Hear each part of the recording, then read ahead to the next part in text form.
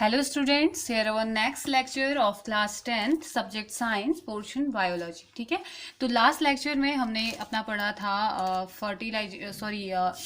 Flower का हमने पढ़ा था कि कैसे पॉलिनेशन होता है, कैसे फर्टिलाइजेशन उनमें होता है और formation of fruits and seed हमने पढ़ा था और पार्ट्स ऑफ सीड्स भी हमने पढ़े थे। उसके बाद हमने स्टार्ट किया था ह्यूमन रिप्रोडक्टिव सिस्टम में हमने स्टार्ट किया था प्यूबर्टी एंड प्यूबर्टी में होने वाले चेंजेस को हम डिस्कस हमने किया था और साथ ही साथ हमने बॉयज़ एंड गर्ल्स में दोनों ही अलग अलग चेंजेस पढ़े और उसके साथ हमने एक चीज़ पढ़ी कि जब भी कोई मेल प्यूबर्टी की एज में पहुंच जाता है तो उसमें स्पर्म बनने की प्रोसेस स्टार्ट हो जाती है उसकी बॉडी में, और उसकी बॉडी में स्पर्म बनने की जो प्रोसेस होती है उस प्रोसेस को कहा जाता है स्पर्मेटोजेनेसिस, यानी कि स्पर्म का फॉर्मेशन। जेनेसिस मीन्स बनना, जर्मिनेशन, ठीक है। और sperm means sperm cell, male sex cell, ठीक है। तो the formation of sperm is known as spermatogenesis. और कहाँ फॉर्मेशन होता है? टेस्टिस में होता है, ठीक है। मेल रिप्रोडक्टिव सिस्टम के टेस्टिस में जो है वो स्पर्म बनते हैं और स्पर्म बनने की जो प्रोसेस है वो 2 महीने के लगभग टाइम लेती है, ठीक है। तो हमने इसमें इस डायग्राम से इसको समझा था। हमने कहा था कि स्पर्मेटोगोनिया स्पर्म मदर सेल्स होती हैं टेस्टिस में। वो स्पर्म मदर सेल्स जो होती है वो खुद को कंटिन्यूसली डिवाइड करती है माइटोसिस डिवीजन के थ्रू, और जब ये डिवाइड हो जाती है, एक अच्छा खासा नंबर इनका हो जाता है, तो अब ये डिवाइड करना, खुद को मल्टीप्लाई करना रोक देती है। इसी वजह से इसे मल्टीप्लाई होते रहती है, इस वजह से इसे मल्टीप्लिकेशन फेज कहा जाता है। तो मल्टीप्लाई होने के बाद अब ये अपने खुद को मल्टीप्लाई करने से रोक देती है, अब अपने नंबर को इंक्रीज ये नहीं करती है। अब इनका मेन टास्क होता है कि जो सेल्स बन गई हैं इसके बाद ये क्या करती हैं, यही जो सेल्स हैं जो बहुत ज़्यादा अपने नंबर को बढ़ा चुकी हैं, ये अब क्या करती हैं, अपने लिए खाना ढूंढती है, ठीक है। अब यहाँ से न्यूट्रिशन लेती हैं, साइटोप्लाज्म लेती हैं, बहुत सारी चीजें लेती हैं। तो अब क्या होती है, इनमें धीरे धीरे ग्रोथ होनी स्टार्ट हो जाती है। और जब इनमें ग्रोथ हो जाती है तो ग्रोथ होने वाली जो सेल्स होती हैं, ग्रोथ होने के बाद जो सेल यहाँ पे बनती हैं उन्हें कह दिया जाता है प्राइमरी स्पर्मेटोसाइट सेल। अब ये प्राइमरी स्पर्मेटोसाइट्स क्या करती हैं? ये प्राइमरी स्पर्मेटोसाइट्स जो होती हैं वो लगातार खुद को डिवाइड करती हैं, ये भी डिवाइड करना स्टार्ट करती हैं। अब जो डिवीजन यहाँ पे होता है वो होता है मियोसिस। ऊपर जो डिवीजन हुआ वो माइटोसिस हुआ। माइटोसिस में नंबर डबल हो जाता है, जैसे 46 था तो 46 का ही डबल हुआ, तो लेकिन यहाँ पे क्या हो जाता है, नंबर हाफ हो जाता है। तो यानी कि 46 क्रोमोसोम का 23 क्रोमोसोम एक सेल में, 23 क्रोमोसोम दूसरे सेल में चले जाता है। तो अब इन सेल्स को कह दिया जाता है सेकेंडरी स्पर्मेटिड्स। अभी तक क्या थे? स्पर्मेटोसाइट्स। और प्राइमरी स्पर्मेटोसाइट्स डिवाइड होते हैं और सेकेंडरी स्पर्मेटिड्स में ये कन्वर्ट हो जाते हैं, ठीक है। सेकेंडरी स्पर्मेटिड्स में मियोसिस फर्स्ट डिवीजन होती है, जिसमें क्या होता है, 46 क्रोमोसोम्स अब क्या हो जाते हैं, ये पहले डिप्लॉइड फॉर्म में थे, अब ये हैप्लॉइड फॉर्म में आ जाते हैं। अब इसका मतलब ये हमने पढ़ा कि इसका मतलब ये नहीं था कि इसमें 100% जो कंटेंट है उसका 50-50 हो गया। 50-50 नहीं होता है, 100% ही यहाँ आएगा। मतलब होता क्या है ना, जैसे हर एक क्रोमोसोम अपने ऐसे पेयर में होता है तो दोनों में सेम कैरेक्टर ही होते हैं, मीन्स कि सिमिलर ही होता है। अगर यहाँ पे कोई कैपिटल वाला है तो यहाँ स्मॉल वाला रेसेसिव ऐसे हो जाएगा, तो एक एक कॉपी करके इनमें आ जाता है। 23 क्रोमोसोम्स आ जाते हैं, 100% इसमें, 100% इसमें। फिर उसके बाद फिर से मियोसिस डिवीजन होता है, मियोसिस सेकंड यहाँ पे होता है, उसमें भी क्या होता है, फिर से ये सेल दोबारा 23 एक सेल से फिर से 23 क्रोमोसोम में ये डिवाइड हो जाते हैं। अब इस कंडीशन को स्पर्मेटिड्स कह दिया जाता है, यहाँ पर बन जाते हैं स्पर्मेटिड्स। फिर और मेटामॉर्फोसिस होता है। मेटामॉर्फोसिस का जो रिजल्ट है वो यहाँ पे स्पर्मेटिड्स से स्पर्म सेल का बनना, स्पर्मियोजेनेसिस एक प्रोसेस होती है। यहाँ पे स्पर्मेटिड्स से फिर स्पर्म बनते हैं, स्पर्म बनने की जो प्रोसेस होती है उसे स्पर्मियोजेनेसिस कहा जाता है, ठीक है। स्पर्मेटिड्स से स्पर्म में कन्वर्ट होना, सेकेंडरी स्पर्मेटिड्स का स्पर्मेटिड्स में कन्वर्ट होना और फिर स्पर्मेटिड्स का स्पर्म सेल में कन्वर्ट होना, उसे क्या कहा जाता है, स्पर्मियोजेनेसिस कहा जाता है। यहाँ से अब जो वो मेल है जो कि प्यूबर्टी की एज तक पहुँच चुका है, वो मेल अब क्या हो गया है, रिप्रोडक्टिवली एक्टिव हो चुका है, क्योंकि उसकी बॉडी में अब सेक्स सेल यानी कि स्पर्म बनने स्टार्ट हो चुके हैं, ठीक है। तो अब आज हमने जो पढ़ना है, आज हम पढ़ेंगे एग। जैसे हमने स्पर्म फॉर्मेशन पढ़ा ना, हमने स्पर्मेटोजेनेसिस उसे कहा, तो अब आज हम क्या पढ़ेंगे, आज हम एग फॉर्मेशन, आज हम फीमेल बॉडी में जो एग फॉर्मेशन होता है उसकी बात करेंगे। अब आप इसको ध्यान से सुनिएगा कि एग फॉर्मेशन कैसे होता है, या एग फॉर्मेशन में कौन कौन सी प्रोसेस आती है वो हमने पढ़ना है, और इस प्रोसेस को क्या कहा जाता है? oogenesis।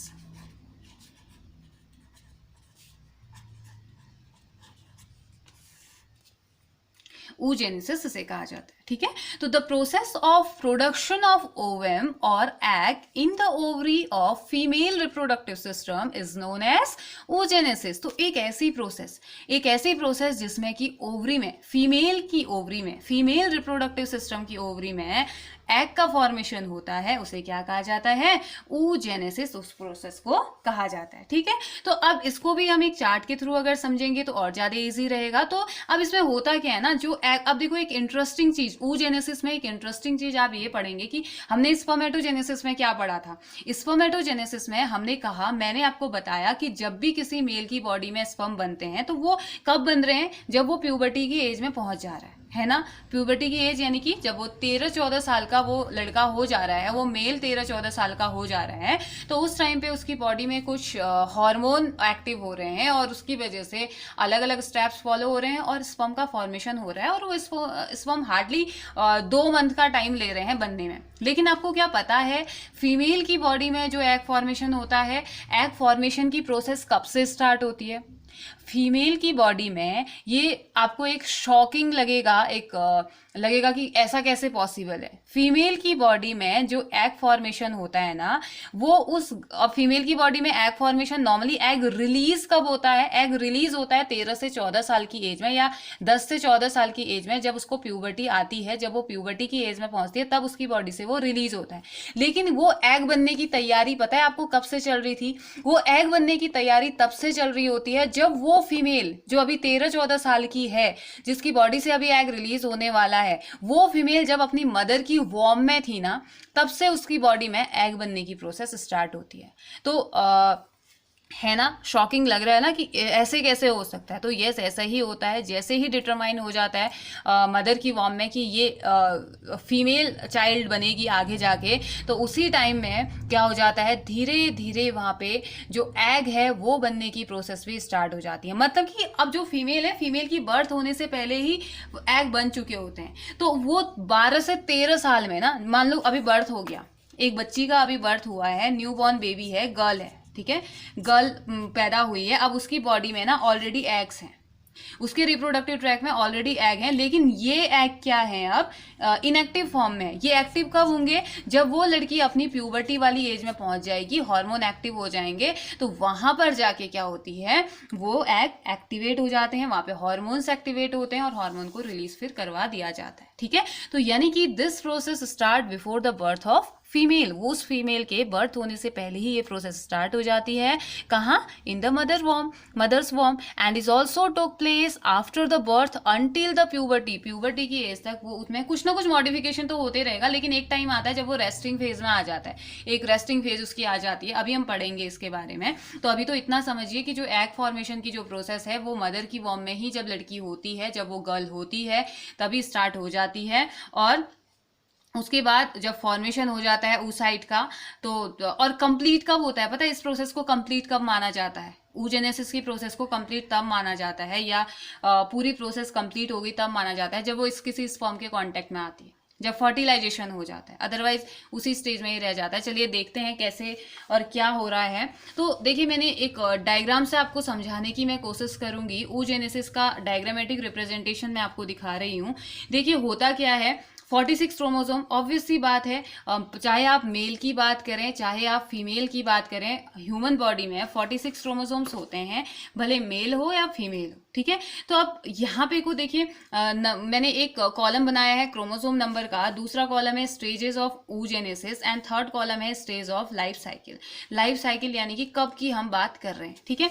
तो सबसे पहले जर्मिनल एपिथेलियल सेल, यानी कि वो सेल्स जो कि oogonia बनाएंगे। अब oogonia क्या होता है? Egg mother cell. जैसे हमने वहां पे पढ़ा था क्या, स्पर्मेटोगोनिया पढ़ा था ना। जर्मिनल एपिथेलियल सेल तो यहाँ भी पढ़ी थी, और जर्मिनल एपिथेलियल सेल यहाँ पे भी है। जर्मिनल एपिथेलियल सेल मतलब कि वो सेल जो कि आगे जाके एग को जर्मिनेट करेगी, ऐसे ही इसमें भी वो जो आगे जाके स्पर्म को जर्मिनेट करेगी, इनका नाम है जर्मिनल एपिथेलियल सेल। ओके, तो दोनों में ये सेल डिवाइड होती है, और यहाँ वहां तो उसने स्पर्मेटोगोनिया सेल बनाई, स्पर्म मदर सेल बनाई, और यहाँ ये क्या बनाता है? oogonia बनाता है, जिसे हम क्या कह देते हैं?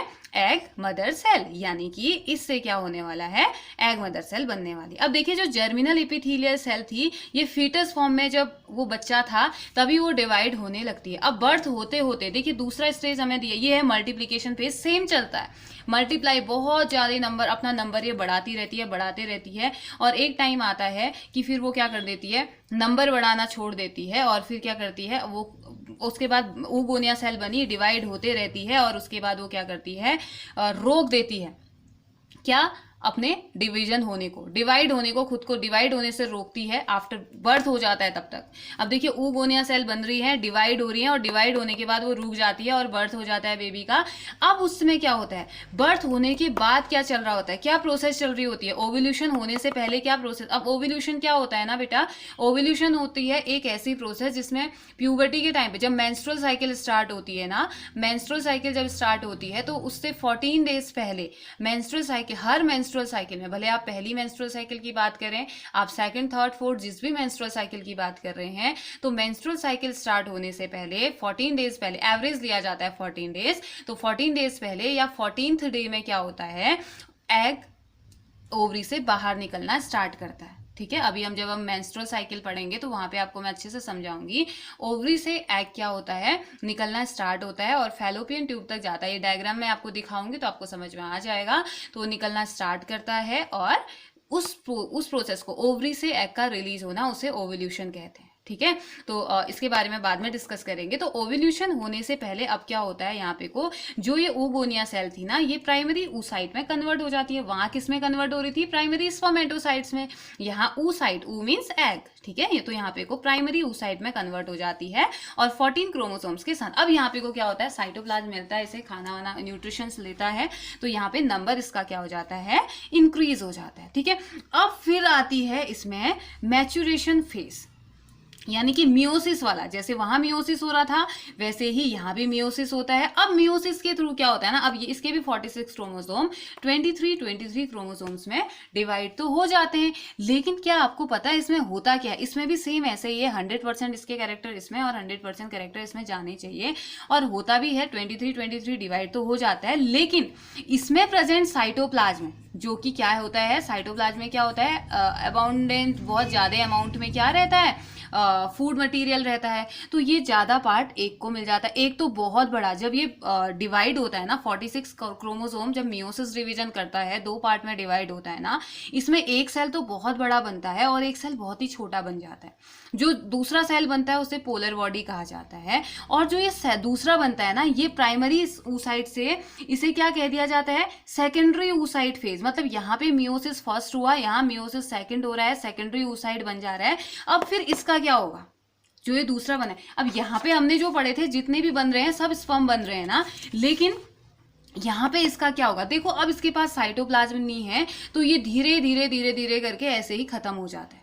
फर्स्ट पोलर बॉडी, इसका कोई यूज ही नहीं है, कोई काम नहीं होता है। ठीक है, और ये जो कंटिन्यू करता रहता है और एक टाइम आता, अब कंटिन्यू किया, यहाँ पे आई, ये प्रोसेस स्टॉप हो गई। ठीक है, मतलब कि यहाँ पे बन गया, एग बन गया। ठीक है, जो सेकेंडरी oocyte वाला स्टेज है, इससे यहाँ पे क्या बन जाएगा, ये मेटामॉर्फोसिस करेगा और यहाँ पे क्या हो जाएगा, यहाँ बन जाएगा क्या, एग। ठीक है, मतलब कि फीमेल एग बनके कंप्लीट हो चुका है, जो कि कहाँ से स्टार्ट हो रहा था, फीटस फॉर्म से। फीटस यानी कि जब अपनी मदर की वॉर्म में था तब से, और उसका बर्थ हो गया, फिर ओव्यूलेशन, बिफोर ओव्यूलेशन मतलब कि जब लड़की का फर्स्ट मेंस्ट्रुअल साइकिल नहीं हुआ है उस टाइम की हम बात कर रहे थे, और फिर उसके बाद क्या हुआ, एग बना। एग बनने के बाद अब ये प्रोसेस यहाँ पे को रुक गई। अब आपको पता है ये प्रोसेस, अब यहाँ पे ओव्यूलेशन होना स्टार्ट हो जाएगा, यानी कि मेंस्ट्रुअल साइकिल स्टार्ट होने की प्रोसेस यहाँ पे स्टार्ट हो गई है।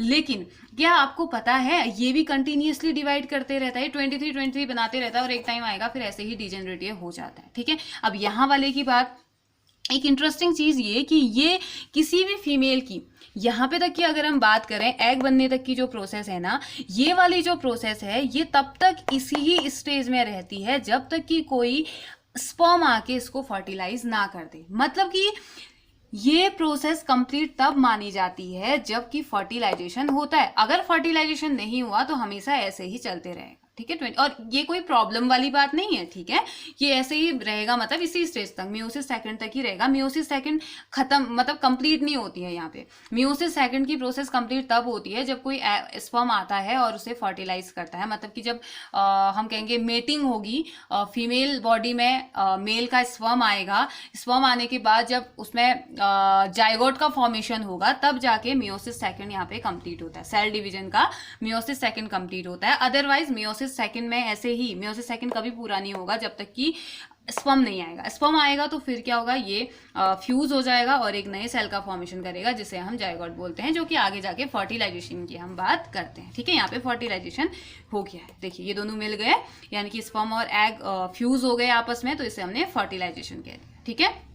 तो एग बनने की प्रोसेस आई ना समझ में। जर्मिनल एपिथेलियल सेल्स होती हैं, ये डिवाइड करती हैं, ओगोनिया बनाती है।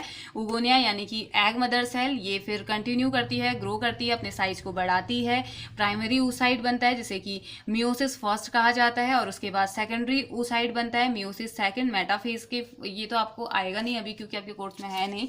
मेटाफेज स्टेज होती है सेल डिवीजन की वहां से, और यहाँ पे फिर ये प्रोसेस रुक जाती है, ठीक है। तब तक रुकेगी जब तक कि कोई एग नहीं आता, और उससे पहले यहाँ पे ये प्रोसेस रुकती है 11-12 साल के लिए, क्योंकि ये रेस्टिंग फेज में आ जाता है, तब कोई ज़रूरत नहीं थी इसकी, ये कम्प्लीटली तैयार है, वो सिर्फ रिलीज उसने होना होता है, और यहाँ पे पहुँचते पहुँचते एग का फॉर्मेशन हो जाता है, फीमेल बॉडी में एग बन जाता है, ठीक है। और ये मियोसिस सेकंड कंप्लीट तब होता है जब कोई स्पर्म आएगा और उसे फर्टिलाइज कर देगा, ठीक है। तो आई होप कि आपको oogenesis समझ में आया होगा। तो ये oogenesis की प्रोसेस थी। अब चलिए जो हमारा नेक्स्ट टॉपिक है ना, हमारा नेक्स्ट टॉपिक है मेंस्ट्रुएशन, ठीक है। मेंस्ट्रुअल साइकिल के बारे में हमने पढ़ना है, जो कि एक हर मंथ होने वाली प्रोसेस है, एक आफ्टर प्यूबर्टी किसी भी फीमेल की बॉडी में। तो उससे पहले हम थोड़ा सा हमारे बुक का जान लेते हैं। बुक में हमें थोड़ा बहुत बताया गया था, कौन कौन सी चीज़ों के बारे में बताया गया है उसको हम जान लेते हैं, उसी बेसिस पे हम आगे पढ़ेंगे। तो जैसे रिप्रोडक्शन इन ह्यूमन बीइंग में हमें कहा गया था कि so far we have been discussing the variety of modes that different species use for reproduction. Let us now look at the species that we are most interested in, namely humans we use a sexual mode of reproduction. How does this process work? तो हमें पता है कि हमने discuss करी variety of mode of अलग अलग species में अलग अलग टाइप का होने वाला रिप्रोडक्शन, हमने इनकी बात करी। अब जानते हैं कि जो ह्यूमंस हैं, ह्यूमन में हमें पता है कि सेक्सुअल मोड ऑफ रिप्रोडक्शन होता है। तो ये प्रोसेस कैसे वर्क करती है हमें इसके बारे में जानना है। तो चलिए जानते हैं इसके बारे में। Let us begin at an apparently unrelated points. All of us know that our body change as we became older. तो हमें पता है कि जैसे जैसे हम बड़े होते रहते हैं, जैसे जैसे हम ओल्डर होते रहते हैं, वैसे वैसे हमारी बॉडी में चेंजेस आते रहते हैं। आपने चेंजेस के बारे में पढ़ा होगा आपकी बॉडी में, जैसे कि 8th क्लास में ये है, आपने ये पढ़ा होगा। We notice that our height, जैसे आपने देखा होगा जब आप 8th क्लास में थे तो आपकी हाइट थोड़ी कम थी, अब आपकी हाइट क्या हो गई है, थोड़ी लंबी हो गई होगी। और साथ ही साथ कंटिन्यूसली आगे भी जब आप बड़े होते रहेंगे तो कुछ टाइम तक आपकी जो हाइट है, आपकी बॉडी के जो चेंजेस हैं वो होते रहेंगे, ठीक है। We acquire teeth, we even lose the old so called milk teeth and acquire new ones. तो जैसे जैसे हम बड़े होते हैं हमारे जो दूध के दांत होते हैं वो टूटते हैं और फिर नए दांत आते हैं, हमने ये भी नोट किया होगा आपने। और all of these are changes that can be grouped under the journal process of growth। ये सभी चीजें किसके अंदर रखी गई हैं, ये कहा गया कि अगर ये सारी चीजें हो रही हैं आपकी बॉडी में तो इट मीन्स कि आप ग्रो कर रहे हो, आपकी बॉडी में ग्रोथ हो रही है, भले किसी न किस बेसिस पे हो रही हो, आपकी बॉडी में चेंजेस आ रहे हैं, ठीक है। तो in which the body becomes larger, आपकी बॉडी बड़ी होने लगती है। But in early teenage years means जिस एज में अभी आप हैं, ठीक है, a whole new set of changes occur that can not be explain simply as body enlargement, ठीक है। तो टीनेज में यानी कि इस प्यूबर्टी की एज में, इसी को प्यूबर्टी एज भी हम कह सकते हैं, तो इस एज में क्या होता है, बॉडी में बहुत सारे चेंजेस आते हैं। तो आप सिर्फ इनलार्जमेंट के बेसिस पे आप ये नहीं कह सकते हैं कि ये चेंजेस हैं, ठीक है, अलग अलग फॉर्म में चेंज आते हैं। Instead the appearance of the body change, body का पूरा अपीयरेंस ही चेंज हो जाता है। Proportion change, new features appear and so do new sensation. तो नई सेंसेशंस आती हैं, नए फीचर्स, आपको लगता है कि आपकी बॉडी के फीचर्स चेंज हो रहे हैं, तो बहुत सारे चेंजेस हमें इसमें देखने को मिलते हैं, ठीक है। Some of these changes are common to both boys and girls. कुछ चेंजेस ऐसे हैं जो कॉमन होते हैं बॉयज और गर्ल्स दोनों में ही। We begin to notice thick hair growing in new parts of the body such as armpits and the genital area between the thighs which can also became darker in colour. तो ये हम कल पढ़ के आ चुके हैं कौन कौन से चेंजेस होते हैं। अलग बॉडी के अलग अलग पार्ट्स में हेयर का एराइज हो जाना और जेनिटल एरिया में भी एराइज हो जाना, और साथ ही साथ उन एरियाज का कलर में डार्क भी हो जाना, ठीक है। और साथ ही साथ थिनर हेयर और हल्के हल्के थिनर हेयर अपेयर होने लगते हैं लेग और आर्म में, as well as on the face में भी, और बॉयज के बियर्ड आनी स्टार्ट हो जाती है। The skin frequently become oily and we might begin to develop pimples. तो जब आप प्यूबर्टी की एज में पहुंचते हैं तो बहुत सारे, सबको नहीं होता है, ठीक है, बहुत सारे बच्चों की फेस में पिंपल्स वगैरह अराइज होने लगते हैं क्योंकि हार्मोन का सीक्रेशन हो रहा है, तो वो बॉडी चेंजेज आ रही है, तो ऑयली स्किन हो जाती है, तो उस वजह से पिंपल्स आने लगते हैं, ठीक है। और we begin to be conscious and aware of both of our bodies and those of their in new ways. तो हम सोचने लगते हैं, हम अवेयर होने लगते हैं दोनों चीज़ों के लिए, हमारी बॉडी में जो चेंजेज आ रहे हैं, और हम अलग तरीके से उनको लेने लगते हैं। किस तरीके से चेंजेज आ रहे हैं इसके बारे में हम जानने लगते हैं। On the other hand there are also changes taking place at are different between boys and girls. और कुछ चेंजेस होते हैं जो कि बॉयज में अलग और गर्ल्स में अलग हमें देखने को मिलते हैं, ठीक है। जैसे in girls breast size begin to increase, breast size increase होने लगते हैं, and darkening the skin of the nipples at the tip of the breasts के टिप्स में जो निपल वाला पार्ट है उसकी स्किन डार्क होने लगती है। Also girls begin the menstruate at around this time. इस टाइम पे मेंस्ट्रुअल साइकिल गर्ल्स की स्टार्ट होने लगती है। तो अभी वैसे आपकी बुक में शायद डिटेल दिया नहीं हुआ है, लेकिन मैं आपको अभी डिटेल में आपको बताऊंगी मेंस्ट्रुअल साइकिल के बारे में, ठीक है। Boys begin to have new thick hair growth on the face and their voice begin to crack. Further, the penis occasionally begin to become enlarged and erect either in daydreams और at night. तो देखिए होता क्या है इस time पे, boys में क्या होने लगता है, उनकी थिक हेयर ग्रोथ होने लगती है, उनके फेस पे हेयर ग्रोथ होने लगती है, वॉइस अचानक से उनकी चेंज होने लगती है, उनके जेनिटल एरिया का इनलार्जमेंट होना स्टार्ट होता है। तो बहुत सारे चेंजेस बॉयज की बॉडी में भी देखने को मिलते हैं, ठीक है।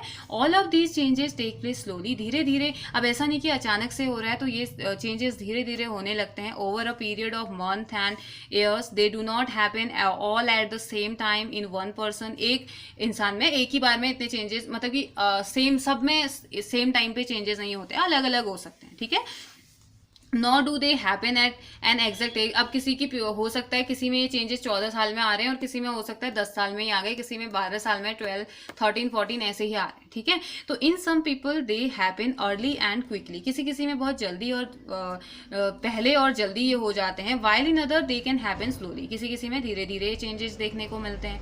Also each change does not become complete quickly either. So for example चलिए देखते हैं। thick hair on face in boys appear as a few scattered hair first. तो जो thick hair होता है hair होते हैं boys के face में, तो थोड़ा धीरे धीरे ये आने लगते हैं, धीरे धीरे ये होते हैं। And only slowly does the growth begin to become uniform. तो उसके बाद पहले तो ऐसे ही आते हैं, मीन्स की ढंग से नहीं आ रहे होते हैं, और धीरे धीरे जो उनकी ग्रोथ होती है वो एग्जैक्ट जैसे बियर्ड होती है वैसे आने लगती है। पहले थिक रहते हैं वो हेयर्स, अच्छे से नहीं आ पाती है उनकी जो बियर्ड होती है, लेकिन धीरे धीरे जैसे जैसे चेंजेस होते हैं तो वो क्या होते हैं, एक यूनिफॉर्म फॉर्म में वो आने लगता है। Even so all these changes show difference between people. तो ये जो चेंजेस होते हैं यही, और प्यूबर्टी के बाद ही मेन चेंजेस आते हैं। मेनली हम कहेंगे कि अब हम लोगों के बीच में डिफ्रेंशिएट कर सकते हैं, स्पेशली वॉइस के बेसिस पे। जब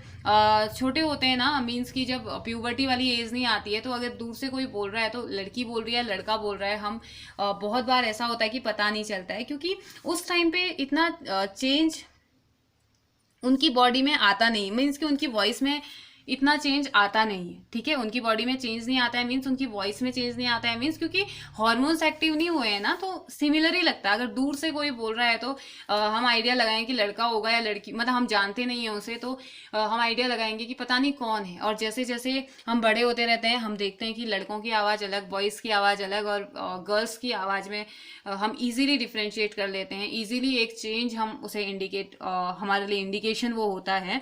तो ये वही यहाँ पे बताया गया कि all these changes show difference between people, just as we have differently shaped nose और fingers, so also we have different pattern of hair growth. जैसे हमारी नोज का शेप अलग है और फिंगर का शेप अलग है, तो ठीक वैसे ही हेयर ग्रोथ भी क्या होती है, सब में अलग अलग होती है। और size and shape of breast और पेनिस, तो ठीक है, पेनिस और ब्रेस्ट का साइज और शेप की बेसिस पे हम बात करते हैं। All of these changes are aspect of the sexual maturation of the body. जितने भी ये चेंज होते हैं, ये एक चेंज की तरफ हमें बता रहे हैं कि वो जो मेल और फीमेल है वो अब किसकी तरफ पहुंच गया है, प्यूबर्टी की तरफ पहुंच गया है, यानी कि वो रिप्रोडक्टिवली एक्टिव पर्सन या रिप्रोडक्टिवली एक्टिव मेल और फीमेल अब हम उसे कह देंगे, ठीक है। Why does the body show, अब बात ये आती है कि इस एज में बॉडी क्यों शो करती है, फिर ये चेंजेस क्यों जरूरी है, ये चेंजेस आने बॉडी में, ये क्यों आते हैं, ठीक है। तो we have talk about the need for specialise cell type in multicellular bodies to carry out specialise function. हमने बात करी थी कि हमारी बॉडी को जरूरत है, मल्टी सेलुलर जो ऑर्गेनिज्म है उनकी बॉडी क्या करती है, कुछ स्पेशलाइज फंक्शन करती है, और उन फंक्शन, स्पेशल फंक्शन को करने के लिए स्पेशल टाइप के सेल्स की जरूरत होती है। The creation of germ cell to participate in sexual reproduction is another specialised function. तो जो क्रिएशन है जर्म सेल को बनाने के लिए, जर्म सेल मीन्स स्पर्म और एग, अगर स्पर्म और एग नहीं होंगे तो रिप्रोडक्शन नहीं होगा, रिप्रोडक्शन नहीं होगा तो फिर क्या होगा, नए सेल का फॉर्मेशन, यानी कि नए ऑर्गेनिज्म का, नए ऑर्गेनिज्म तो नहीं, अपने जैसे सेम इंडिविजुअल का फॉर्मेशन हम नहीं कर पाएंगे। तो इसलिए जरूरी है जर्म सेल के फॉर्मेशन के लिए कुछ सेल का स्पेशलाइज्ड होना, ठीक है।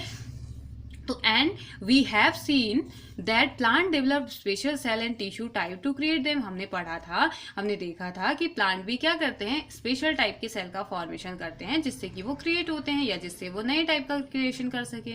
Human being also develop special tissue for this purpose. Human भी क्या करते हैं, स्पेशल टाइप के टिश्यूज का फॉर्मेशन करते हैं। However while the body of the individual organism is growing to its adult size, जबकि जो भी इंडिविजुअल की जो बॉडी है, इंडिविजुअल ऑर्गेनिज्म की जो बॉडी है वो एडल्ट साइज में क्या कर रही होती है, ग्रो हो रही है।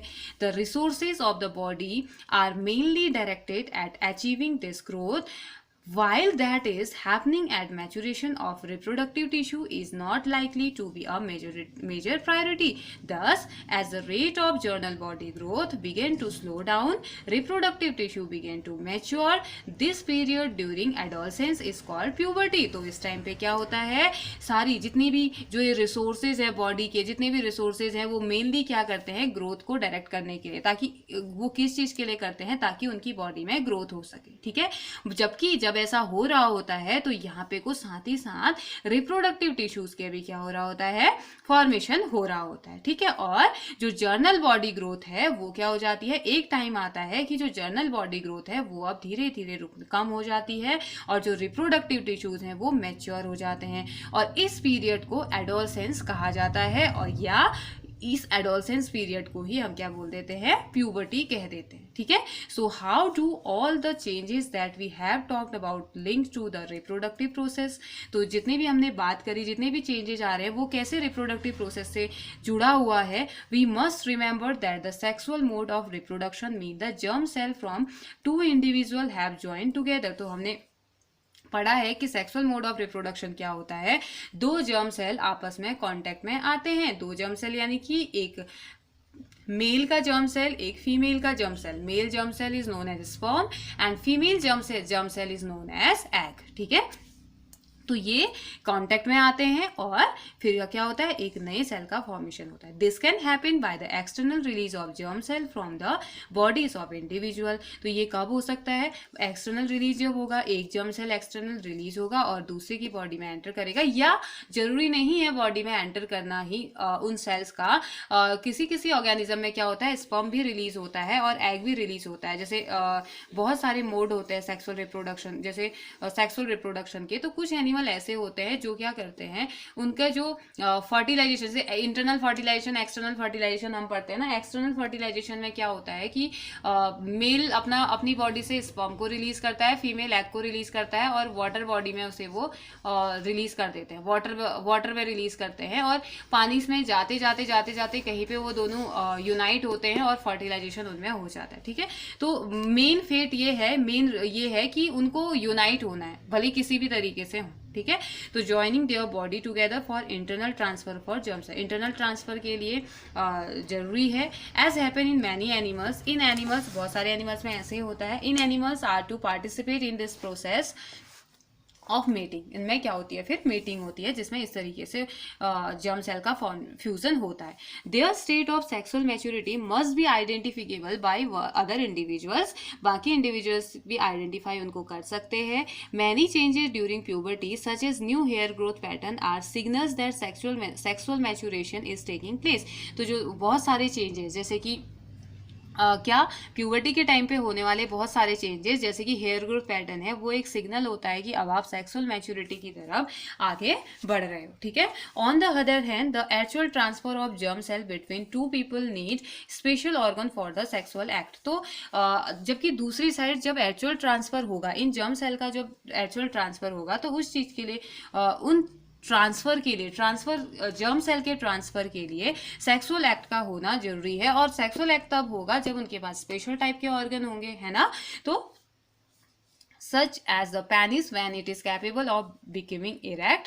In mammals such as human, the baby is carried in the mother's body for a long period. तो जैसे इस एक्ट के लिए, जैसे जो मैमल्स होते हैं, मैमल जैसे ह्यूमन भी तो मैमल्स में आते हैं ना, तो जो बच्चा होता है वो मदर की वॉर्म में 9 मंथ के आसपास रहता है, 9 मंथ तक रहता है, and will be breast feed later, उसके बाद उसको ब्रेस्ट फीडिंग करवाई जाती है। The female reproductive organ and breast will need to mature to accommodate these possibilities.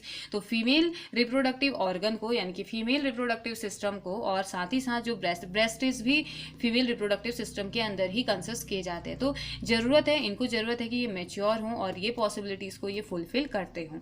Let us look at the system involve in the process of sexual reproduction. तो process of sexual reproduction में कौन कौन से part involve रहते हैं? तो 2 part involve रहते हैं, मेल रिप्रोडक्टिव सिस्टम और फीमेल रिप्रोडक्टिव सिस्टम। तो मेल रिप्रोडक्टिव सिस्टम और फीमेल रिप्रोडक्टिव सिस्टम पढ़ाने से पहले मैं आप लोगों को थोड़ा सा बताना चाहूँगी मेंस्ट्रुअल साइकिल के बारे में। ठीक है, तो मेंस्ट्रुअल साइकिल ह्यूमन फीमेल में होने वाली एक प्रोसेस है। और बेटा ये जानना ऐसा नहीं कि हमारे कोर्स में ऑफकोर्स है, हमें यहाँ पे बताया गया है कि मेंस्ट्रुएट के बारे में यहाँ बताया गया है, फीमेल में मेंस्ट्रुअल साइकिल स्टार्ट होती है, तो हमें ये पढ़ना ही पड़ेगा, और ऐसे कोई अलग से हमें दिया नहीं है हेडिंग वाइज। और ऐसा नहीं कि हमारे कोर्स में नहीं है तो हमें नहीं पढ़ना, ये एक कॉमन सी चीज़ है जो हर एक फीमेल फेस करती है, हर एक फीमेल की बॉडी में ये होता है। तो हर एक फीमेल की बॉडी में होने वाले हार्मोनल चेंजेस होते हैं, और ये कैसे होता है ये जानना हमारे लिए ज़रूरी है। ठीक है, हर एक फीमेल को इसके बारे में जानना जरूरी है कि आखिर उसकी बॉडी कैसे काम करती है। हर एक मेल को ये जानना जरूरी है कि हर एक जो उसकी बॉडी है उसकी बॉडी कैसे काम करती है। ठीक है, ऐसा नहीं कि एक मेल को ही जानना है, एक फीमेल को ही जानना है। तो हमें पता होना चाहिए ना, अगर हम खाना खा रहे हैं तो हमें पता होना चाहिए कि हमारी बॉडी खाने को कैसे डाइजेस्ट करती है, हमारी बॉडी में कौन कौन से एंजाइम, कौन कौन से एसिड, कौन कौन से बेस उस टाइम पे काम करते हैं जब हम खाना खाते हैं, कौन कौन सा पार्ट है जो कि हमारे डाइजेस्टिव सिस्टम में इंक्लूड होता है। तो ठीक वैसे जैसे हमारा डाइजेस्टिव सिस्टम है, ठीक वैसे ही हमारा रिप्रोडक्टिव सिस्टम भी है। हमने इसे भी जानना है कि कैसे हमारा रिप्रोडक्टिव सिस्टम काम करता है, क्या क्या चेंजेस होते हैं, कौन कौन से पार्ट इसमें आते हैं, और क्या क्या उस रिप्रोडक्टिव सिस्टम की वजह से, उसमें रिलीज होने वाले हार्मोन्स की वजह से उसमें क्या क्या चेंजेस हमें देखने को मिलते हैं, क्या क्या चेंजेस मेल और फीमेल दोनों में आते हैं, ये हमने देखना है और ये हमने पढ़ना है। ठीक है, और ये एक जर्नल कह सकते हैं हम, एक जर्नल नॉलेज है, जर्नल नॉलेज के बेसिस पे हम इसको पढ़ सकते हैं। हमारे एग्जाम्स में भी ये आता ही है, मेंस्ट्रुअल साइकिल तो आती ही आती है। तो चलिए मेंस्ट्रुअल साइकिल के बारे में हम जानते हैं। इसे मेंस्ट्रुएशन भी कहा जाता है।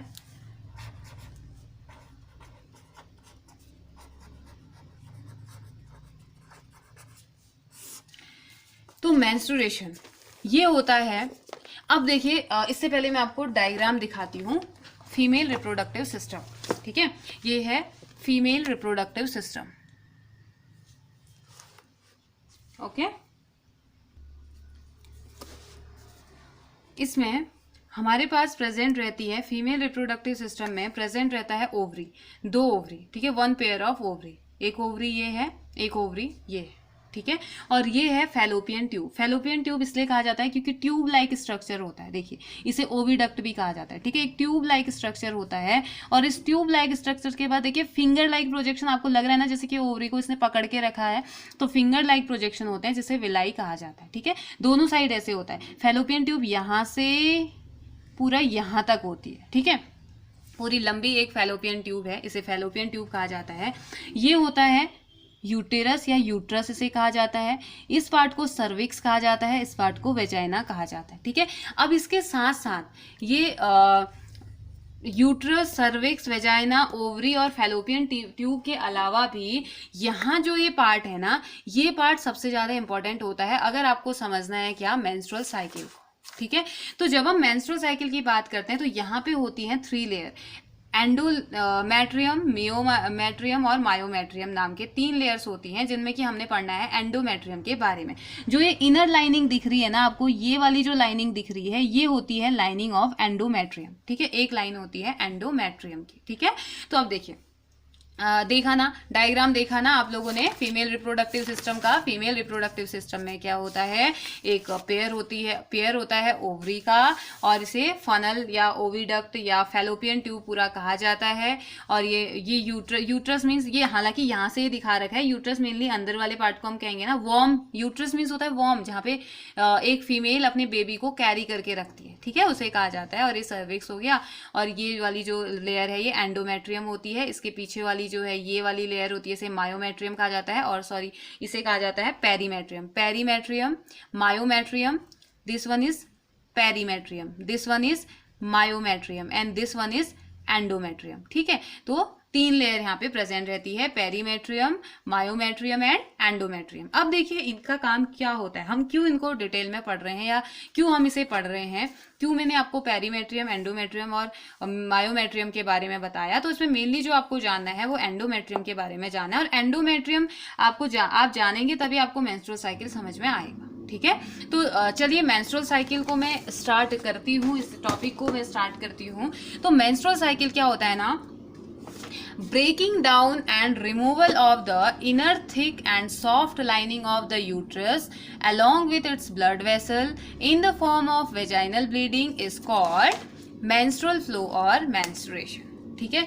अब देखिए इसमें क्या होता है ना, जब भी मेंस्ट्रुअल साइकिल स्टार्ट होती है, जब भी ब्लीडिंग फेज स्टार्ट होता है ह्यूमन फीमेल में, उसे हम मेंस्ट्रुअल फेज कहते हैं या मेंस्ट्रुअल साइकिल उसे कह देते हैं। तो इस टाइम पे क्या होता है ना, कभी हर बार क्या होता है, हर मंथ में क्या होता है कि एक लंबी सी लेयर, एक बड़ी सी ब्लड वेसल की लेयर्स इसमें चढ़ जाती है, ठीक है, किसमें, फीमेल रिप्रोडक्टिव सिस्टम के फैलोपियन ट्यूब से लेके एंडोमेट्रियम तक एक ब्लड वेसल की लाइनिंग चढ़ जाती है, और फिर ब्लड वेसल की लाइनिंग खुद ही क्या हो जाती है, टूट जाती है। अब जब ये टूटेगी, ब्लड वेसल्स टूटेंगे तो ब्लड ही तो रिलीज होगा ना उनसे, तो ब्लड रिलीज होने लगता है और उसे हम मेंस्ट्रुअल साइकिल कहते हैं, ठीक है। अब इसकी प्रोसेस क्या होती है, वो जो ब्लड फ्लो होता है उसे मेंस्ट्रुअल फ्लो हम कह देते हैं। तो अब 1 बाय 1 हार्मोन के बेसिस पे हम इसको जानने की कोशिश करते हैं, ठीक है। तो अब हम ये मान के चल रहे हैं कि एक लड़की है, उसमें प्यूबर्टी की एज स्टार्ट हो रही है, मतलब कि उसका मेंस्ट्रुअल साइकिल उसे स्टार्ट होने वाला है, या कोई भी लड़की है उसको मेंस्ट्रुअल साइकिल स्टार्ट हो गए हैं, प्यूबर्टी की एज में पहुंच गई है, तो वो मेंस्ट्रुअल साइकिल के बारे में हम उसके जानते हैं। तो सबसे पहले जब भी एक लड़की प्यूबर्टी, जब भी कोई भी गर्ल, कोई भी फीमेल प्यूबर्टी की एज में पहुंचती है, कब, 10 से 12 ईयर, 14 ईयर के टाइम पे, तो उसकी बॉडी से रिलीज होने लगते हैं कुछ हार्मोन, ठीक है। उसकी बॉडी कुछ हार्मोन्स को रिलीज करना स्टार्ट कर देती है। हालांकि अगर हम देखें तो ये 3 फेजेस में डिवाइड है, फॉलिकुलर, ल्यूटरल और मेंस्ट्रुअल फेज। तो हम ऐसे नहीं पढ़ेंगे, हम 1 बाय 1 पढ़ेंगे। और जो फर्स्ट मेंस्ट्रुअल साइकिल होती है, most important question of menstruation, तो first menstrual cycle is known as मेनाकी, ठीक है। फर्स्ट मेंस्ट्रुअल साइकिल मीन्स किसी भी फीमेल को जब फर्स्ट मेंस्ट्रुअल फ्लो हुआ था तो उसे हम क्या कह देंगे, मेनाकी। एंड लास्ट जबकि एक टाइम आता है जब ये 48, 50, 52, 53 की एज में पहुंचते पहुंचते फीमेल में ये प्रोसेस अब क्या हो जाती है, रुक जाती है। अब उसकी बॉडी में उतने एग नहीं रह गए हैं कि वो रिलीज हो, तो अब वो रुक गई है वो प्रोसेस, तो उसे क्या कह दिया जाता है, मेनोपॉज। ठीक है, starting of menstrual cycle is known as menarche and ending of menstrual cycle is known as menopause. ठीक है, तो ये दो चीजें हो गई। तो और साथ ही साथ अच्छा चलिए अब स्टार्ट करते हैं। तो जब भी कोई गर्ल प्यूबर्टी तक पहुंचती है, प्यूबर्टी की एज तक पहुंचती है, एयर डिपेंड कर सकता है, वेरी कर सकता है 10, 11, 12, 13, 14, 15 तक, तो जो सेक्स हार्मोन होते हैं वो रिलीज होने स्टार्ट कर देते हैं। ठीक है, उसके ब्लड में सेक्स हार्मोन रिलीज होने स्टार्ट हो जाते हैं, फीमेल सेक्स हार्मोन। ठीक है, कॉजेज सम ऑफ द ओवा। अब देखो उसकी बॉडी में जो oogenesis के टाइम पे जो ओवा उसकी बॉडी में बने थे वो क्या होने लगते हैं, अब ये एग सेक्स हार्मोन के रिलीज होने की वजह से उसकी बॉडी में प्रेजेंट जो एग है वो क्या होने लगते हैं, मैच्योर होने लगते हैं। ठीक है, ये एग सब मैच्योर होने स्टार्ट हो जाते हैं। अब जैसे ही ये एग मैच्योर होंगे ना, एग पहले नॉर्मल थे, ऐसे थे, अब इनके बीच बाहर से लेयर चढ़ने लगती है और जो ये इनको एक फॉलिकुलर सेल होती है ये एग के बाहर आ जाती है, और जब ये पूरी तरीके से डेवलप हो जाता है, इसके अंदर सेल डेवलप होता है। ठीक है, अब ये एग सेल, अब ये एग सेल जब पूरी तरीके से डेवलप हो जाता है ना, ये क्या करता है, इसकी लेयर को तोड़ देता है और बाहर आ जाता है, और 1 महीने में सिर्फ एक ओवरी एक एग को मैच्योर करती है। कहने का मतलब ये कि एग तो दोनों ही ओवरी में प्रेजेंट होंगे, अब इस ओवरी में बहुत सारे एग प्रेजेंट हैं। ठीक है, इसमें भी बहुत सारे एग प्रेजेंट है, लेकिन इन बहुत सारे एग में से 1 मंथ में सिर्फ एक ही साइड, या इस साइड की ओवरी या इस साइड की ओवरी, एक ही एग को मैच्योर कर सकती है। एक ही एग को वो क्या कर सकती है, एक ही फैलोपियन ट्यूब को तोड़ के वो यहाँ से ट्रेवल करते हुए इधर आती है। ठीक है, तो usually 1 mature ovum is release from the ovary into the oviduct once every 28 days. अब देखो 28 डेज के आसपास का पीरियड इसे माना जाता है, 28 डेज के आसपास ये प्रोसेस होती है, ये एक एवरेज है, जरूरी नहीं है सभी फीमेल में 28 डेज के आसपास ये प्रोसेस हो, किसी में ये क्या होती है 30 डेज का होता है, किसी में 35 डेज का होता है, किसी में 25 डेज का होता है। तो एक एवरेज दिया गया है कि 28 डेज की ये प्रोसेस होती है, कौन सी, मेंस्ट्रुअल साइकिल। ठीक है, तो अब एग से ओवरी से मैच्योर एग का ओविडक्ट तक आना, इसे हम बोल देते हैं ओव्यूलेशन। अब देखो ओव्यूलेशन हो तो गया, ओव्यूलेशन से पहले अब होता क्या है ना, जब ओव्यूलेशन हो जाएगा, आपने इसमें कंफ्यूज नहीं होना है, तो मैं थोड़ा आगे का बताती हूँ। होता क्या है कि जब भी ओव्यूलेशन होता है, एग रिलीज हो गया और इस बीच ऐसा कुछ हुआ कि स्पर्म आया, स्पर्म ट्रेवल किया फीमेल रिप्रोडक्टिव ट्रैक में, और ये पता है ये एग 24 घंटे 24 से 48 घंटे के लिए क्या रहता है, यहाँ पे जिंदा रहता है। ठीक है, और उसके बाद क्या हो जाता है, यहीं इसे डिजेनरेट कर दिया जाता है। ठीक है, ये कब होता है ना, 28 डेज की अगर हम साइकिल मानते हैं, ठीक है, मेंस्ट्रुअल साइकिल हम मान रहे हैं 28 डेज की, उन 28 डेज में 14 डेज पहले की हम बात कर रहे हैं। ये क्या होता है, एक एग रिलीज होता है, एक एग रिलीज होता है। ये एग रिलीज तो हो गया, लेकिन अगर कभी ऐसा हुआ मेटिंग हो गई, उस फीमेल की मेल से मेटिंग हो रही है और स्पर्म आ गया, स्पर्म आ गया, तो यहाँ तो फर्टिलाइजेशन हो जाएगा ना, यहाँ तो जाइगोट बन जाएगा। फिर अगर फर्टिलाइजेशन हो गया तो अब हम पढ़ेंगे वो कंडीशन जबकि फर्टिलाइजेशन होता है। ठीक है, मतलब कि हमने ये पढ़ा, हम पढ़ मेंस्ट्रुअल साइकिल ही रहे हैं, तो जब फर्टिलाइजेशन, अब जब ओव्यूलेशन हो रहा होता है तो अब उसका वो प्रोसेस नहीं पढ़नी है, हमने बस ये पढ़ना है कि मेंस्ट्रुअल साइकिल पे इसका क्या इफेक्ट पड़ेगा। तो एग जब रिलीज होता है, तो एग रिलीज होना मतलब अगर स्पर्म आया तो फर्टिलाइजेशन होगा, और फर्टिलाइजेशन हो जाएगा तो जाइगोट बनेगा। तो ये क्या करता है ना, फीमेल रिप्रोडक्टिव ट्रैक खुद को तैयार करता है कि अगर जाइगोट आएगा तो छोटा जो जाइगोट बनेगा, फिर वो बड़ा धीरे धीरे डेवलप होगा, एक बच्चे में कन्वर्ट हो जाएगा ना, कंप्लीट ह्यूमन बीइंग में कन्वर्ट हो जाएगा। तो यूट्रस क्या करेगा, अपना साइज थोड़ा बढ़ाएगा, जो वॉर्म है थोड़ा बढ़ाएगी, एक्सपेंड करेगी, यहाँ पे न्यूट्रिएंट्स को इकट्ठा करने लगती है ताकि जो नया सेल है उसको हम फीड करें। एक कुशन जैसा है, बहुत ही सॉफ्ट एनवायरनमेंट यहाँ बनाती है ताकि जो नया जो जाइगोट आ रहा है वो यहाँ पे को इजीली सर्वाइव कर पाए। ठीक है, ये तो कब हो रहा है, ओव्यूलेशन के बाद। क्योंकि अब ओव्यूलेशन के बाद क्यों हो रही है ये प्रोसेस, जबकि स्पर्म गया, अगर स्पर्म नहीं गया है, स्पर्म नहीं पहुंचा है, तो फिर भी ये प्रोसेस क्यों हो रही है, ये क्वेश्चन है ना। ये प्रोसेस इसलिए होती है क्योंकि वो सपोज करती है, हमारी बॉडी सपोज करती है कि अगर इस बीच स्पर्म आ गया तो तो क्या होगा, हम चले पहले से तैयारी करते हैं। ये हमारे रिप्रोडक्टिव ट्रैक का क्या है, एक आइडिया, उसमें प्रेजेंट हार्मोन्स का आइडिया होता है, ठीक है। तो होगा तो वही 14 डेज पहले एग रिलीज हुआ, एग रिलीज जैसे ही एग रिलीज होता है तो यहाँ क्या होने लगती है, ब्लड वेसल्स की लाइनिंग चढ़ने लगती है, ताकि वो एक सॉफ्ट सा इन्वायरमेंट डेवलपिंग जायगोट को दे सके। अगर फर्टिलाइजेशन हो गया, फर्टिलाइजेशन मतलब स्पर्म और एग का मिलना, अगर कुछ ऐसी कंडीशन हुई कि दोनों के बीच में मेटिंग हुई और स्पर्म यहाँ पहुंच गया, तो उसके बाद जो जायगोट फॉर्मेशन होगा उसके लिए एक इन्वायरमेंटल कंडीशन सुटेबल दें, इसलिए यहाँ पे को ब्लड वेसल्स की लाइनिंग चढ़ जाती है, ठीक है, और बहुत मोटी लेयर ये हो जाती है, ठीक है, ठीक हो गया।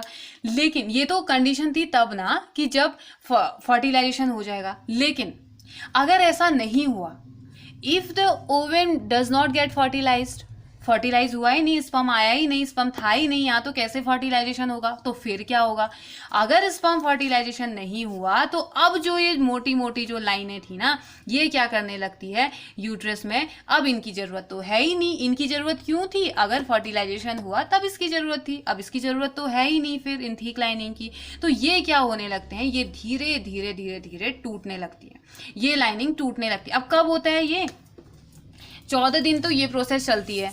कौन सी प्रोसेस, यहां से एग को यहां पहुंचाने की प्रोसेस 14 डेज ये चलती है। अगले 14 डेज पता है आपको क्या प्रोसेस चलती है, अगले 14 डेज प्रोसेस चलती है जो ये थिक लाइनिंग है, जो ब्लड वेसल्स चढ़ गई है, इसे तोड़ने की।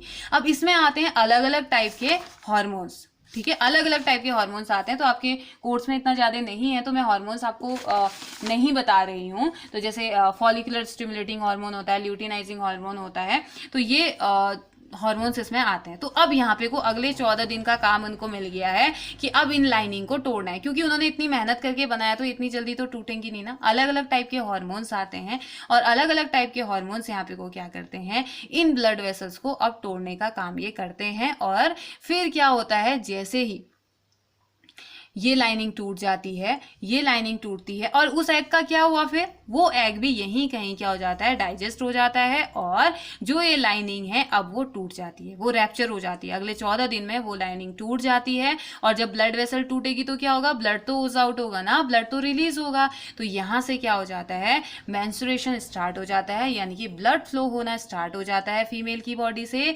और जो मेंस्ट्रुअल साइकिल होता है वो कब होता है, ओव्यूलेशन के 14 दिन बाद। कभी भी ओव्यूलेशन हो रहा है, ओव्यूलेशन अगर 15 डे हो रहा है, 16 डे पे हो रहा है, 17 डे पे हो रहा है, तो फिर क्या हो जाएगा, उसके अगले 14 डे पे क्या होगा, मेंस्ट्रुअल साइकिल स्टार्ट हो जाएगी। मेंस्ट्रुअल साइकिल नॉर्मली 3 से 5 डेज तक रहती है या 7 डेज तक रहती है, ठीक है, मतलब मेंस्ट्रुअल फ्लो 7 डेज तक भी नॉर्मल होता है। अब उसके बाद अब देखो, अब ये ऐसा नहीं कि एक ही बार हो रहा है, या फर्स्ट टाइम जब मेनाकी वाली कंडीशन आ रही है, या फर्स्ट टाइम पे जब मेंस्ट्रुअल साइकिल स्टार्ट हो रही है तब हो रहा है, ये ऐसा नहीं होता है, ठीक है। ये हर मंथ अब ऐसा होते रहता है, हर मंथ फीमेल की बॉडी खुद को तैयार करती है, हर मंथ ओव्यूलेशन होता है, ओव्यूलेशन हर महीने होगा। और ये एग कहाँ से आ रहे हैं, क्योंकि इनकी बनने की प्रोसेस तो जब फीमेल पैदा ही नहीं हुई थी तब से हो गई थी, तो ऑलरेडी इसके पास एग्स हैं, ओवरी में प्रेजेंट एग्स रिलीज होते हैं, और जैसे ही एग रिलीज होता है रिप्रोडक्टिव सिस्टम खुद को तैयार करने लगता है।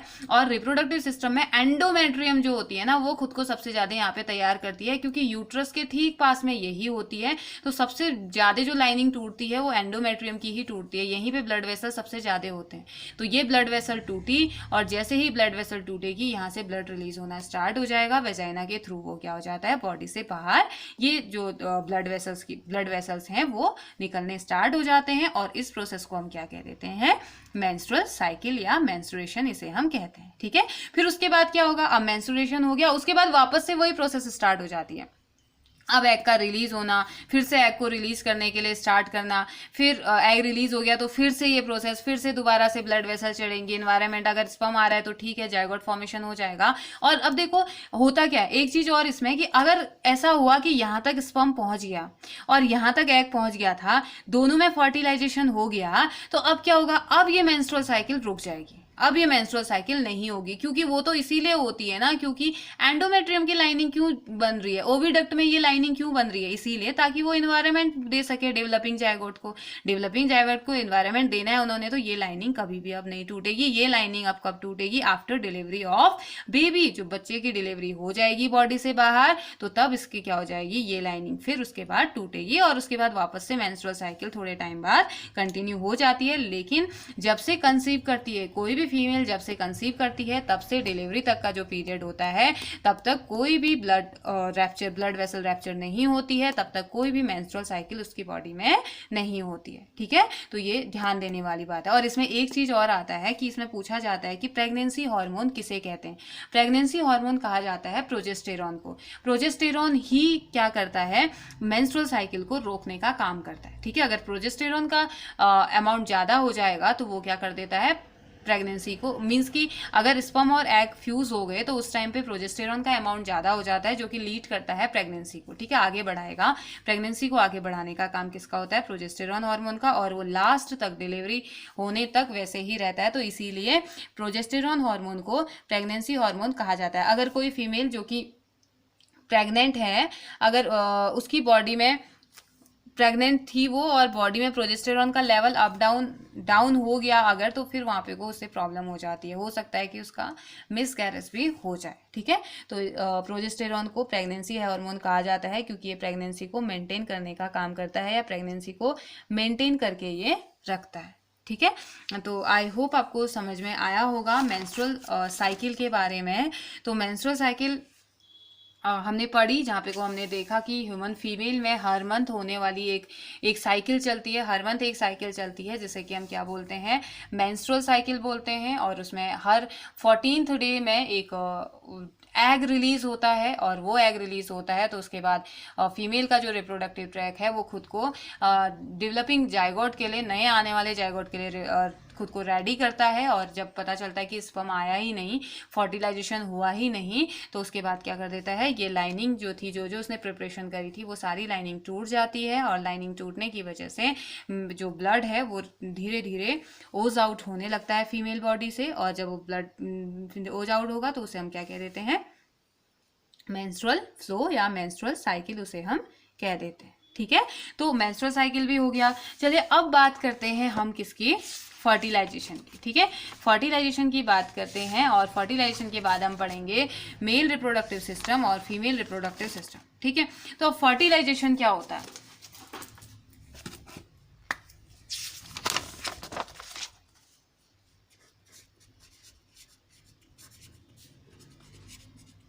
अभी तक हमने पढ़ा कि फीमेल की बॉडी जो होती है वो क्या रिलीज करती है, एग, उसकी बॉडी में एग होते हैं। मेल की बॉडी में क्या होता है, स्पर्म होता है।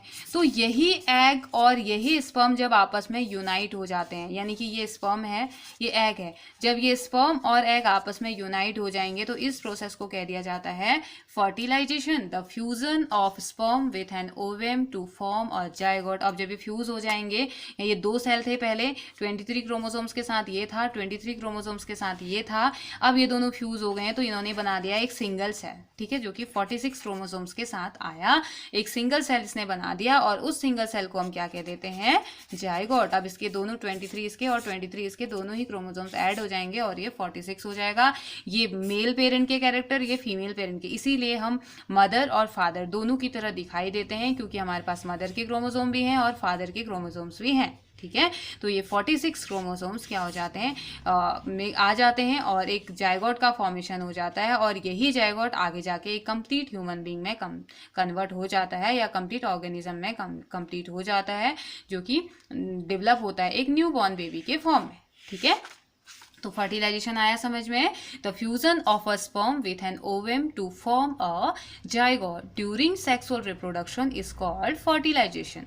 This zygote is also called fertilised egg and later develops a new born baby. बाद में एक नया न्यू बॉर्न बेबी को ये बनाने का काम करता है, कौन, जायगोट। ये, और पता है आपको, यही एक सेल बार बार डिवाइड होता है, और इसी एक सेल से पूरा कंप्लीट बेबी बनता है। पूरा कंप्लीट बेबी कहने का मतलब कि 2 आंखों वाला, 2 कान वाला, 2 पैर वाला, 2 हाथ वाला, अंदर किडनी, हार्ट, लंग्स, सारे ऑर्गन्स के साथ जो बेबी बनता है वो इसी एक जायगोट से बनता है, एक ही सेल से बनता है। कैसे बनता होगा, यही सेल पहले 2 पार्ट में टूटता है, फिर 4 में, फिर 8 में, फिर 16, 64, ऐसे ही करते करते टूटता जाता है और नई नई बॉडी पार्ट का फॉर्मेशन ये करने लगता है। ठीक है, तो अब जो ये फर्टिलाइजेशन होता है ना, फर्टिलाइजेशन होता है 2 टाइप का। ठीक है, fertilisation is of 2 type. First one is internal fertilisation, ये आपने 6th 7th में पढ़ा होगा। Internal fertilisation second one is external fertilisation.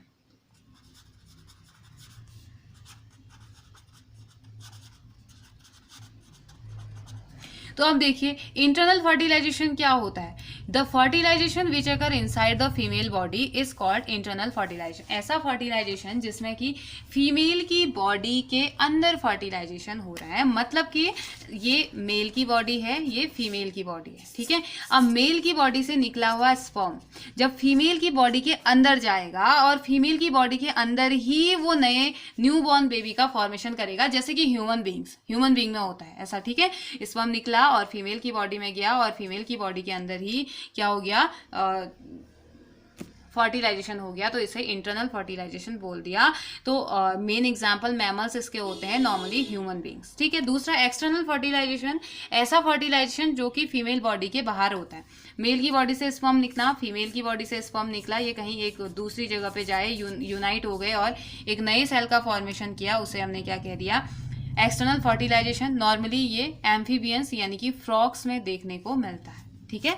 तो फर्टिलाइजेशन का कुछ इस तरीके का फिनोमिना है। इंटरनल फर्टिलाइजेशन होता है, एक्सटर्नल फर्टिलाइजेशन होता है, और यहाँ पे इंटरनल और एक्सटर्नल फर्टिलाइजेशन जो जिस भी टाइप का फर्टिलाइजेशन होगा वो क्या करता है, आगे जाके जाइगोट का फॉर्मेशन करता है और एक नए सेल का फॉर्मेशन उससे होता है, ठीक है। तो ये तो क्या हो गया, इंटरनल और एक्सटर्नल फर्टिलाइजेशन के बारे में हमने बात करी। इंटरनल फर्टिलाइजेशन का एग्जाम्पल कौन है, ह्यूमन बीइंग, और एक्सटर्नल फर्टिलाइजेशन का एग्जाम्पल कौन है, एम्फीबियंस जैसे कि फ्रॉग हो गए, ठीक है। ये इसके एग्जाम्पल है। तो अब जब फर्टिलाइजेशन की हम बात करते हैं तो हमारा नेक्स्ट टॉपिक है फर्टिलाइजेशन इन ह्यूमन, जो कि हमारा नेक्स्ट लेक्चर होगा, ठीक है। इसे फर्टिलाइजेशन इन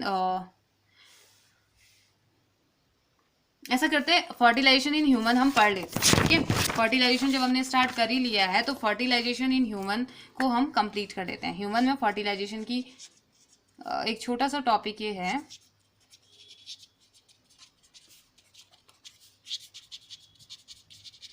होता क्या है, ह्यूमन बीइंग में इंटरनल फर्टिलाइजेशन होता है। किस टाइप का फर्टिलाइजेशन होता है, इंटरनल, यानी कि फीमेल की बॉडी के अंदर फर्टिलाइजेशन होता है, ठीक है। ये हुआ। अब होगा क्या, मेल गैमेट क्या करता है, सबसे पहले the male gamete enter into the female genital tract. Male gamete enter करता है फीमेल जेनिटल ट्रैक्ट में, ठीक है।